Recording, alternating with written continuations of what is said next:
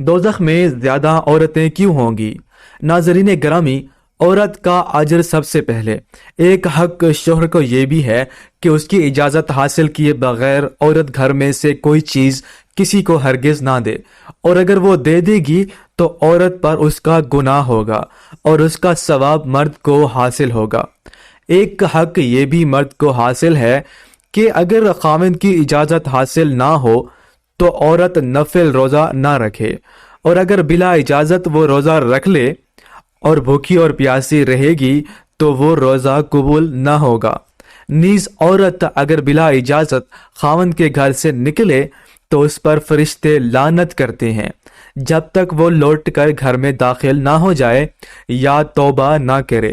رسول اللہ صلی اللہ علیہ وآلہ وسلم کا ارشاد پاک ہے کہ اگر میں یہ حکم فرماتا کہ کوئی کسی دوسرے کو سجدہ بجا لائے تو عورت کو حکم کرتا کہ وہ اپنے خاوند کو سجدہ کرے، اسی لیے کہ اس کا حق بہت بڑا ہے۔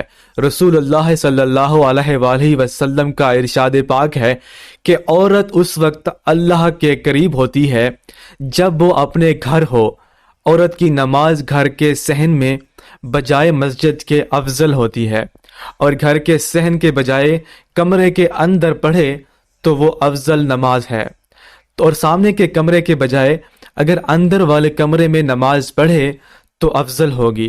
اس میں پردہ بھی ملحوظ رہتا ہے۔ یہی وجہ ہے کہ رسول اللہ صلی اللہ علیہ وآلہ وسلم نے ارشاد فرمایا کہ تمام تر برہنگی ہے جس وقت وہ باہر آئے، شیطان اس کو جھانکنے لگتا ہے۔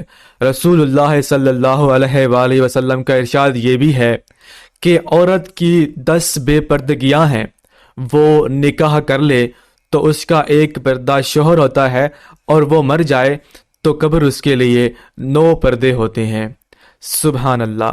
دوستو، ہم امید کرتے ہیں کہ ہماری آج کی ویڈیو بھی آپ کو پسند ضرور آئی ہوگی، اور ان عورتوں کے لیے یہ سبق ہے کہ جو اپنی خاوند کی اجازت کے بغیر ہر کام کر لیتی ہیں اور پردے کا خیال بھی نہیں رکھتی۔ اگر آپ نے ابھی تک ہمارا یوٹیوب چینل RJ عبداللہ جان سبسکرائب نہیں کیا تو چینل کو سبسکرائب کر کے بیل آئیکن کو پریس کر لیں، تاکہ یہاں پر جتنی بھی ویڈیوز اپلوڈ ہوا کرتی ہیں ان کا نوٹیفیکیشن آپ کو بر وقت ملتا رہے۔